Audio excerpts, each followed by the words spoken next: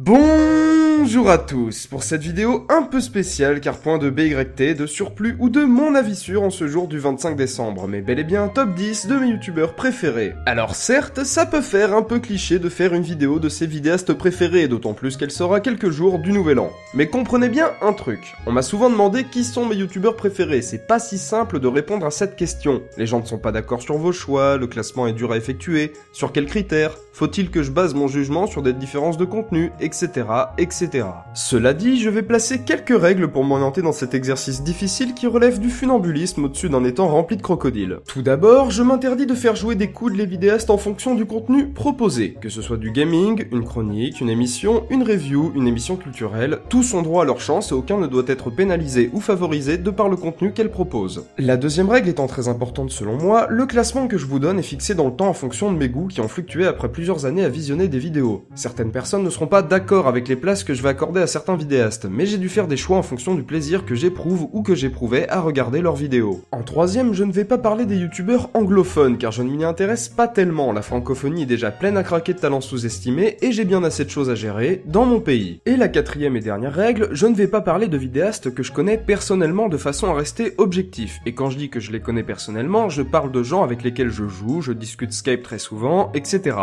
Genre par exemple Pseudoless, il peut rentrer dans le classement même si je lui ai un peu parlé, au final on se connaît pas tant que ça même si j'aimerais bien. Ces 4 règles étant énoncées, je m'excuse par avance si vous êtes triste que je n'ai pas parlé de telle ou telle personne car j'ai dû faire des choix et ceux-ci ont été difficiles. J'ai réellement réfléchi 3 jours non-stop à comment j'allais les classer et comment justifier mes choix. Sur ce, on commence tout de suite avec le numéro 10. Numéro 10. Pour celles et ceux qui n'auraient pas vu mon BYT17 concernant le gars marrant avec un visage triste, vous pouvez cliquer sur ce lien. J'y résume le fond de ma pensée de ce youtubeur que je trouve génialissime au point de lui avoir consacré un BYT en entier. Pour les flemmards, je vais résumer mon choix en ces quelques phrases.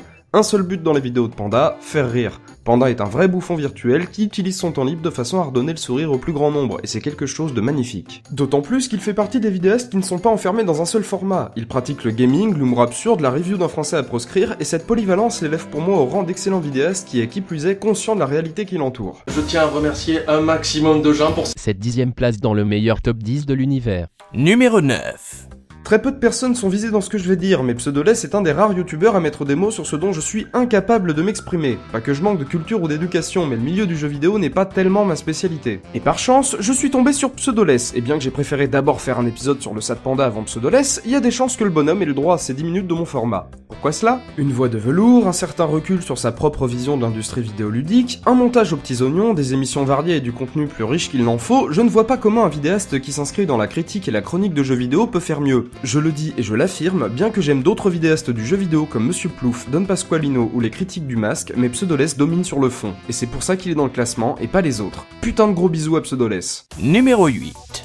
On est d'accord et on en a déjà parlé avec les copains dans le live de l'Observatoire sur les chaînes culturelles, mais celles-ci ont réellement explosé sur le YouTube francophone depuis ces 2 dernières années. Et bien qu'il y en ait d'autres qui parlent de science et de façon simple et bien rythmée, Bruce garde une place importante dans mes abonnements. Et j'ai envie de dire comment penser autrement. Plus on avance dans ces vidéos, plus les sujets deviennent denses tout en restant accessibles à tous. C'est un peu comme si j'avais trouvé un successeur à C'est pas sorcier parce que mine de rien j'ai mûri et je préfère qu'on parle de la relativité restreinte plutôt que comment ça marche un volcan.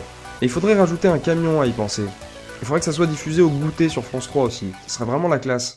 Numéro 7. Alors ça peut surprendre qu'il soit aussi bas dans un top de youtubeurs parce que beaucoup d'entre vous doivent l'apprécier, tout comme moi, mais j'ai une explication en 2 temps à cette position dans le classement. Premièrement, JDG c'est pas une émission que j'attends avec impatience, d'ailleurs il y en a plus vraiment aucune qui me fait cet effet-là, bien que je les suive toujours. Les dernières à m'avoir fait sentir ce sentiment, c'était le 3615 Usul et Crost. Même les SLG et les What the Cut, je vous jure que je guette pas en mode surexcité à la moindre nouvelle sur les réseaux sociaux. Deuxièmement, JDG ça fait déjà 5 ans. 5 putains d'années, c'est énorme pour une émission sur internet, et c'est pas dû au hasard. Entre temps ils se sont renouvelés avec Karine Debache à l'écriture et ça avait relancé la machine, mais après, moi en 5 ans, bah j'ai lâché prise. Ça a plus le même effet qu'au début, je suis plus surpris et je m'attends même souvent à voir des blagues revenir sous des monceaux d'insultes différentes à chaque épisode. Alors attention, je bâche pas méchamment, il ne s'agit que de mon ressenti en décembre 2014. Il y a eu une période où j'adorais JDG, il y en aura sans doute une dans quelques années où je ferai mon vieux con en matant tous leurs épisodes. Mais force est de constater que j'ai aimé suivre l'aventure JDG et que j'apprécie toujours de voir des vidéos de leur part, si bien que je ne pouvais pas m'empêcher de les mettre dans ce classement. Gros bisous à Fred, Seb et Karim, vous gérez toujours autant les mecs. Numéro 6.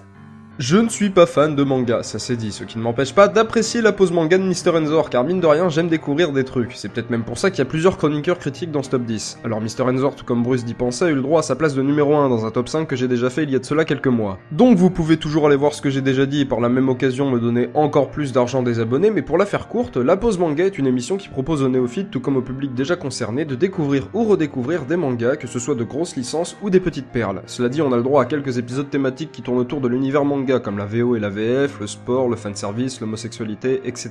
Et si j'ai choisi Mr. Enzor plutôt que Le Chef, Xelos, L'Atelier, Jefferin ou bien d'autres, c'est parce que j'ai des affinités avec le format, que je trouve qu'il correspond le mieux à une chronique centrée sur les mangas, et que je rebouffe ces vidéos en boucle comparé à d'autres. Gros poutou à Mr. Enzor, car moi aussi je donne de l'amour sur YouTube quand j'en ai envie. Numéro 5.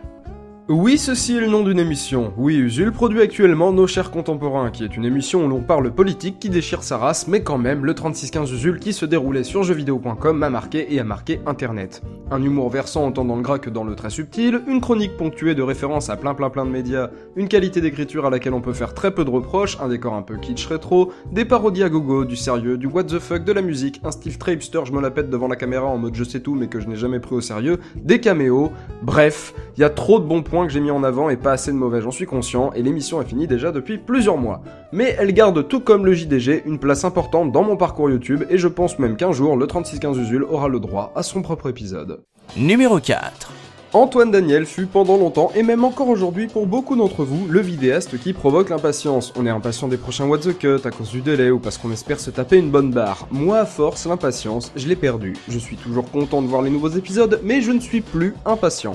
Alors j'entends déjà crier « Oui, Edouard, qu'est-ce que c'est que ce classement de merde? S'il est pas premier, comment ça se fait qu'il est pas minimum deuxième? T'aimes faire chier ton monde en allant à contresens de la majorité, blablabla. » Alors déjà, soyez content qu'il soit dans le classement, et pas plus bas parce que sérieusement il a failli se retrouver entre Usul et Mr. Enzor. Ensuite, oui, j'aime faire chier mon monde, mais c'est pas le sujet. Pour tous les bons moments que j'ai passés devant What the Cut, Antoine est 4ème. En revanche, je ressens comme une perte de dynamisme. Je ne parle pas de montage, mais je sais pas, ça m'emporte plus aussi bien qu'au début, je ressens une certaine lassitude, mais c'est personnel. Cela dit, au final, Antoine s'améliore d'épisode en épisode, et donc j'espère qu'un jour je me dirai « Eh mais ça me plaît autant qu'avant, voire même plus. » Numéro 3. Très franchement, j'ai pas du tout envie de me répéter après toutes les bonnes raisons d'aller voir leur chaîne qu'on a énoncées dans le dernier BYT sur Wankill Studio, donc allez le voir, ça nous fera plus de sous et on pourra se payer des chocolats chauds à des prix excessifs dans le centre-ville de La Rochelle. Non mais sérieux, c'est abusé, le petit chocolat chaud à 3,50 putain. Numéro 2. Un génie, un emblème de ma vision YouTube, un pilier du renouveau de la vidéo sur le net. Hélas, c'est la même, allez donc voir le BYT16 sur Crust, sinon la vidéo va être trop longue à mon goût. Car on passe au numéro 1, et sans pour autant trop être fat et rentrer dans les détails parce que je compte quand même en faire un épisode un jour, sait-on jamais, on va passer tout de suite au numéro 1. Numéro 1. J'aime beaucoup plus ce qu'est devenu SLG plutôt que ce qu'était SLG antérieurement à la saison 5. Si ce n'est qu'on a plus ou moins perdu un côté troll, la chronique de review de vidéos de Mathieu est certainement celle qui déclenche le plus de polémiques sur le YouTube francophone à chaque sortie d'épisode. On a conservé les personnalités multiples, on a fait évoluer le format, et si je dis on depuis le début de cette phrase, c'est parce que je considère que SLG appartient carrément au public. Je m'explique. Non seulement le sujet des vidéos touche tout le monde, car on a tous trouvé un jour un truc à redire ou à approuver devant les vidéos de Mathieu, mais Mister Sommet est également à l'écoute de son public. Preuve en est des vidéos comme l'envers du décor. De plus, il fait partie des personnes pour lesquelles j'ai beaucoup de respect car il pose ses grosses coronesses sur la table et ne revient jamais sur ce qu'il dit. Il tient à ses convictions et ne cherche pas à plaire au plus grand nombre. Et sa plume, bordel de merde. Ah, vous le voyez mon modèle de qualité, bien qu'on fasse pas dans le même business ou pas? Voilà, j'espère que cette vidéo vous a plu car mine de rien, j'y ai passé du temps à tout classer et je vous rappelle que le tout est purement subjectif, même Thomas n'a pas participé à l'élaboration de cette vidéo spéciale Noël.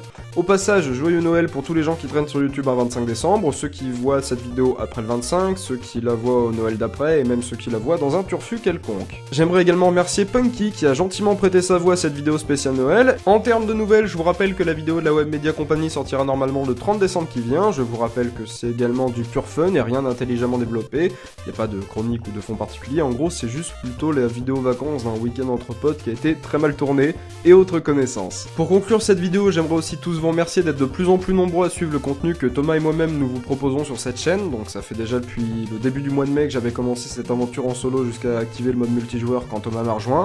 Vous êtes quand même plusieurs milliers à nous regarder, ça signifie beaucoup pour moi et sans doute pour Thomas aussi. Bon, disons que là je suis un peu tout seul et que je ressens un peu plus de fierté d'avoir tiré mon épingle du jeu au début quand j'étais alone in the tube. Donc qu'est-ce qu'on peut espérer de plus ?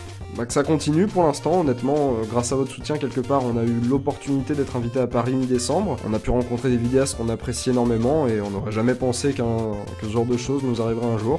Donc je tiens à dire que ce qu'on fait ça a pris une grande place dans ma vie et pour ça vous avez le droit à tout mon respect et à toute ma considération. Sur ce, je vous souhaite de bonnes fêtes de fin d'année et on se retrouve en janvier pour la suite des BYT. À la prochaine.